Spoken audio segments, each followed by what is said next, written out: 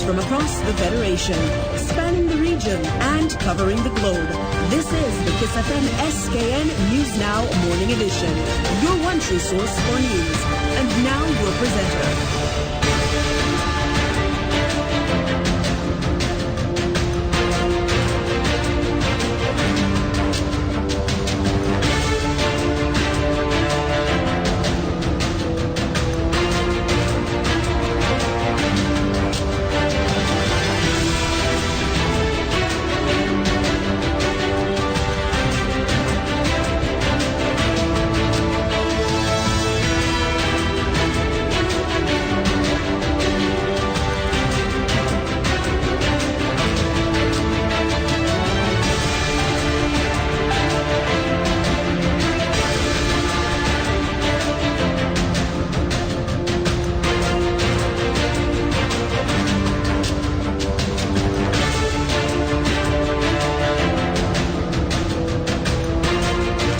Good morning. Today is Monday, 13th February 2017.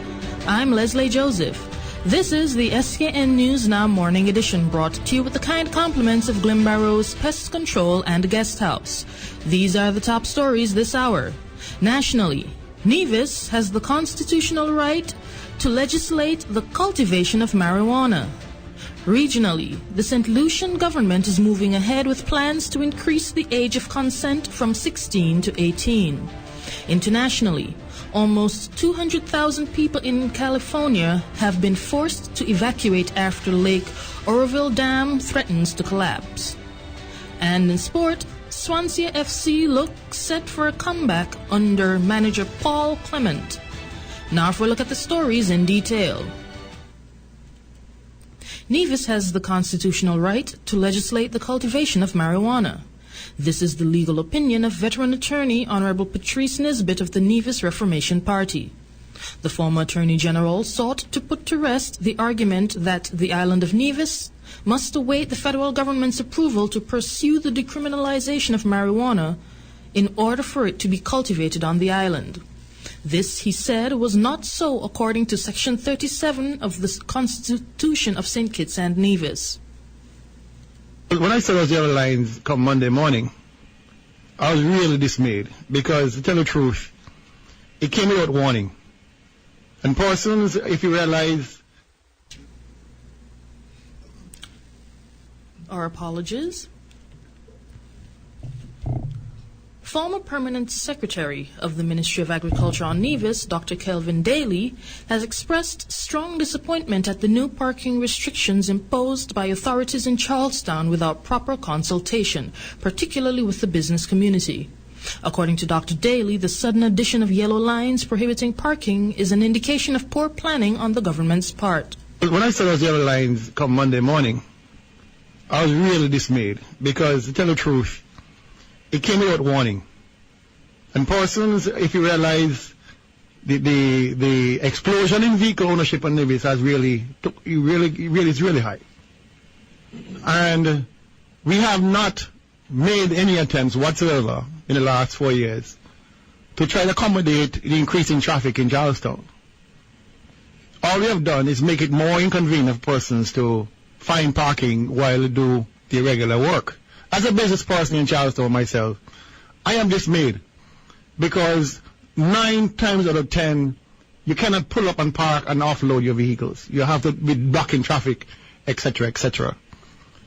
And so it is really dismaying for persons who would have been living in Charlestown and working in Charlestown for all these years to finally be inconvenienced and having to drive round and round and round and round, burning valuable fuel, trying to find adequate parking. If the government had come and said, listen, there's a crisis in Charlestown with people double parking or whatever the issues are with blocking traffic, there are traffic wardens to deal with matters like that. There are persons issuing tickets in Charlestown, left, right, and center, if they find you in non-compliance with the traffic laws.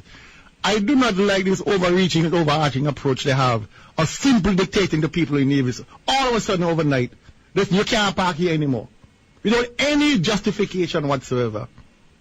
No warning whatsoever, no planning. Dr. Daly pointed out that the Nevis Reformation Party, while in office, had developed plans for a parking garage to be built as the current traffic congestion issues had been predicted. There's no strategic thinking on this part of this government. Because, like I said, come to the people and say, listen, we have a crisis in Charleston in parking. In the next few months, we'll be looking at a possible site for persons to park that's close to where they're working, and give us some time to build a proper garage. I know for a fact NRP had the plans for that garage. I won't disclose where, but we had the plans already to move forward in providing parking. And this was 5 years ago. And you have to ask yourself, well, what happened to these guys? They must be sleeping, because if NRP was so visionary in their thinking, when we had 20 times less cars in 2013 than they have now, and we were already thinking ahead as to where and how we can solve issues regarding the parking, then these guys must just sleep at the wheel.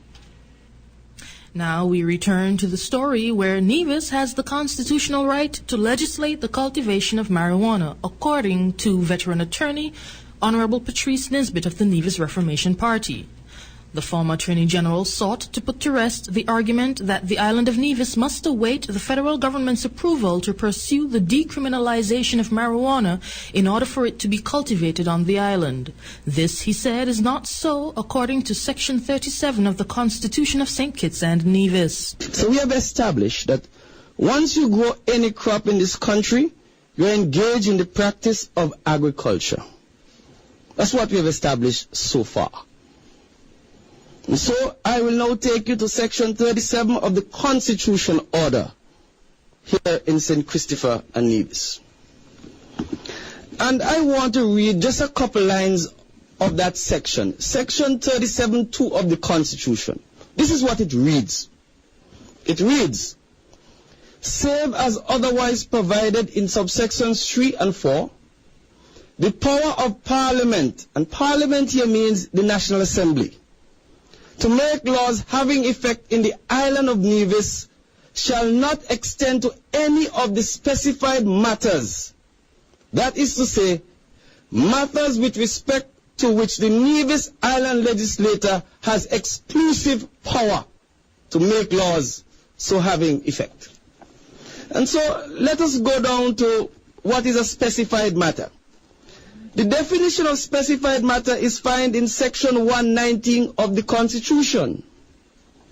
And it says, specified matter means in relation to the government of the island of Nevis, a matter specified in Schedule 5 to this Constitution. And let us go to Schedule 5. Schedule 5 of the Constitution says, matters with respect to which the Nevis Island legislature has exclusive power to make law. And the matter, first of all, the primary matter, it says, is agriculture. That's the first matter. That the Nevis Island legislature has legislative competence. It has legislative competence to make law. Schedule 5, not Section 5. It has legislative competence to make laws in relation to agriculture. So therefore, if the Nevis Island administration has power to make laws in relation to agriculture, doesn't it have legislative competence to make laws in relation to the growing of cannabis, sativa, or marijuana, whichever one you want to call it? And I say so. It is the Constitution say so. So when you hear some people talking and saying that the Nevis Island island legislature has no authority to make laws in relation to marijuana, it is nonsense. It is not, that argument is not based on no constitutional theory and no constitutional provisions. Because I have just demonstrated to you, in a simplified way, the legislative competence of the Nevis Island administration to make laws in relation to agriculture. MP Nisbet stated the Nevis Island legislature legislature is allowed exclusive legislative powers on all agricultural matters. Therefore, he argues that the NRP, should they decide to do so upon being returned to public office, would possess the legal power and right to legalize the cultivation of marijuana on the island of Nevis. The Dangerous Drug Act does basically two things. It makes the cultivation of marijuana illegal, and it makes the possession of marijuana illegal. But the Nevis Island administration the Nevis Island legislature under our constitution has exclusive lawmaking power to say what can grow in Nevis. It has exclusive lawmaking power in relation to agricultural matters. And the growing of any tree, any crop, is an agricultural matter. And so this notion about it has to come, this legislation for the decriminalization of marijuana has to come from the federal government is nonsense. Because it does not align with the constitutional provisions that exist in the St. Christopher Nevis constitutional order. Does not align with that. And so if the Nevis Reformation Party get in power tomorrow and they want to make a law to say what grows in Nevis, what agriculture takes place in Nevis, they can do so. And they will be able to find constitutional shelter. Because agriculture is one of the specified matters that the Nevis Island administration has exclusive legislative competence within which to pass. It is within their domain. Regionally, Director of Human Services Elizabeth Lewis is weighing on the proposed increase in the age of consent on the island of St. Lucia. She indicates if this were to happen, it would have social workers carrying out their duties more effectively. Jason Darius reports. Some weeks ago, the Minister for Home Affairs, Justice and National Security, Hermangill Francis, made the pronouncement that he was in discussions with the Attorney General about increasing the age of consent on the island from 16 to 18. The Minister indicated that his justification for this is to lessen the social implications that contribute to crime. Director of Human Services Elizabeth Lewis says she's pleased to see the government heading in this direction. We have signed on to international conventions. We have, as a state, we have a responsibility to ensure adequate protection of our children. And our convention speaks to a child being under the age of 18. However, in St. Lucia, we speak to a child being age of consent being from 16. So clearly we're seeing some issues there. It also poses issues for us as practitioners in the field dealing with child protection and juvenile justice, because it means then we have, we're saying at age of consent is 16, and yet still we are being told we have to work with children up to the age of 18. So I am heartened that we are looking to go in that direction, because it means we are going to open up a wider safety net in terms of protection of our children. She said this would also allow for a more targeted approach. Exactly. I think when we do that, it will certainly lessen the gray areas for us with respect to the age and what constitutes a child in St. Lucia. We would all be on the same wavelength in terms of our services would be pointed and would be targeted at those children, and no child will be left out. Hundreds of police officers have returned to duty in the Brazilian state of Espírito Santo, but roughly 10,000 more remain on strike after rejecting a deal over a pay increase. More than 140 people have died in street violence since the strike began.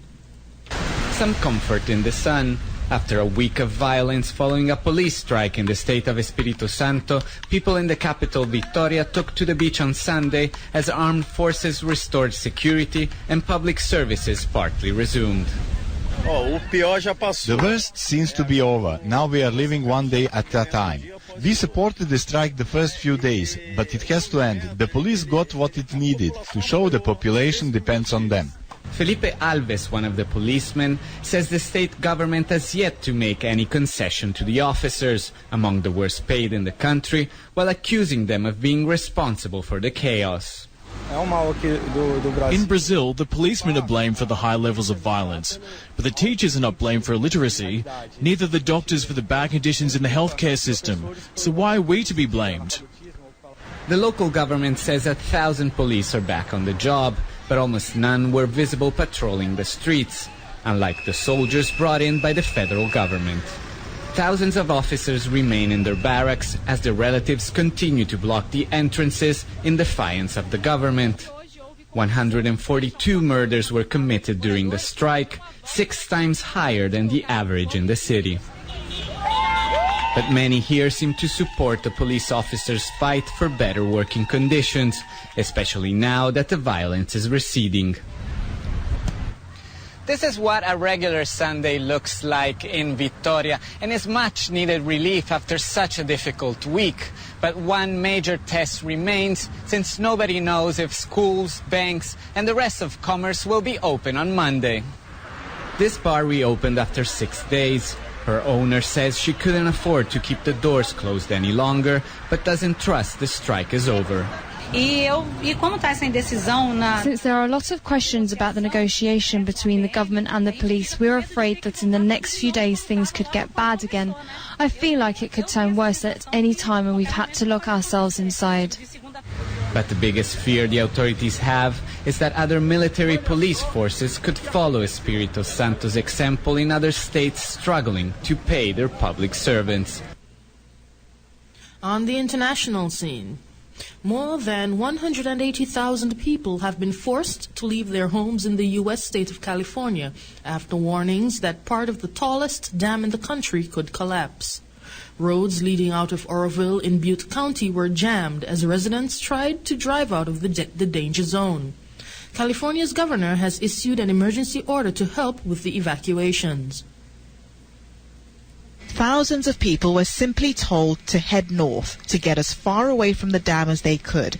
Entire communities left their homes in the middle of the night. I recognize how tough this situation is on people. I recognize that we've had to displace a lot of people. But as you've heard tonight, we needed to do that to ensure the public safety. The alarm was raised a week ago when the reservoir behind the dam reached its capacity. Water that wasn't flowing in a uniform manner, which it normally does in the when the spillway is operating normally. And so we called it in. We were able to shut the spillway off and did an inspection and found that a large hole had formed in the base of the spillway. And so that was what started this event. By Saturday, water levels had risen so high that the emergency spillway, seen here on the left of the main spillway, was used. This caused more concern because it's the first time it's happened in the dam's 50-year history. When we had water coming over the top of the emergency spillway, it was beginning to erode the ground, right? And when you start to erode the ground and the dirt and everything else starts to roll off the hill, it starts to undermine itself. But experts have now concluded that there is no chance of damage to the dam itself, especially because of all the work going into lowering the water levels. The task now is to keep the water levels down and fix the hole, and it's not clear if both can be done at the same time. The local sheriff's department says the plan is to use helicopters to drop rocks into the crevasse to plug the hole.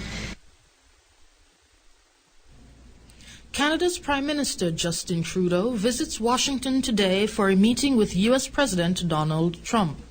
Politically, Trudeau and Trump are almost polar opposites, which has left America's northern neighbor wondering about the future Canada-U.S. relations. Kimberly Halkett reports from Washington, D.C. To the people of the United States of America. Cheers. The relationship between Canadian Prime Minister Justin Trudeau and former U.S. President Barack Obama was so comfortable that it was often referred to as a bromance. We're actually closer than friends. We're more like siblings, really. The pair of left-leaning politicians saw eye to eye on major issues, favoring global solutions to challenges with trade, immigration, climate change. Not so much with conservative Donald Trump. In his inauguration speech, the new U.S. president made clear his presidency would be different. From this day forward, it's going to be only America first. America first. Trump is deeply unpopular with most Canadians, but response to his vow to rip up the North American Free Trade Agreement, or NAFTA, has been mixed. Thank you. It was highly controversial in Canada when it was signed more than 24 years ago, but today is seen by many as a boon to the Canadian economy. So days ago, Trudeau said he intends to come to Washington, seeking to press for a continued smooth flow of goods and services and people back and forth across our border, reinforcing the deep connections and friendship between Canada and the United States. But some economists in Canada see promise in Trump's NAFTA threat. As a top trading partner, they say a new deal could be struck in Canada's favor. There you go. Trudeau and Trump also have starkly differing views on immigration. Canada has welcomed tens of thousands of Syrian refugees, embracing diversity after its own version of extreme vetting. Trump may draft new executive actions to halt immigration from 7 Muslim-majority nations, including Syria. I think they have to convince the United States that they can have a sovereign, distinct policy, but one that is equally vigilant against keeping bad guys out. President Trump is also expected to press Trudeau to increase defense spending in order to help shore up the NATO alliance. But officially, both governments say this visit is not about focusing on differences, but instead on strengthening areas of common interest between North American neighbors. And now we take a look at sport. In football, Swansea FC has been struggling to make an impact for some time now. However, in their recent games, they have shown a new ferocity which has enthusiasts asking, is Swansea on its way to make a comeback? The BBC's Rod Gillett sat with Martin Cowan and Justin Mohammed to discuss how Swansea manager Paul Clement has begun to turn things around. And that item brings us to the end of the KyssFM SKN News Now Morning Edition, brought to you with the kind compliments of Glimbarrow's Pest Control and Guest House. Join us again this evening at 5:45 for our comprehensive evening news package. I am Leslie Joseph.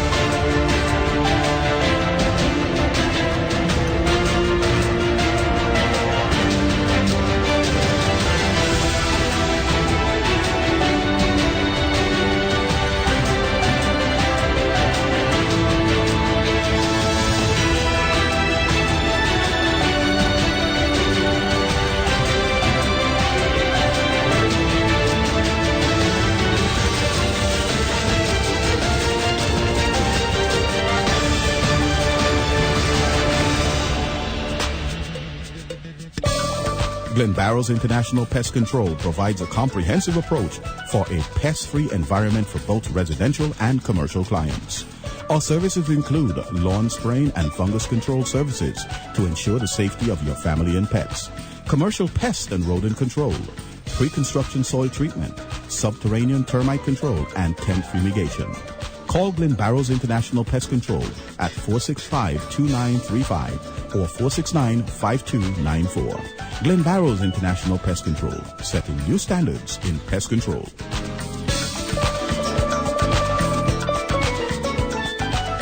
Once again, it's Sis Ray C. And when I'm in St. Kitts, I'm listening to Kiss 102.5 FM. Truly the sweetest sounding radio.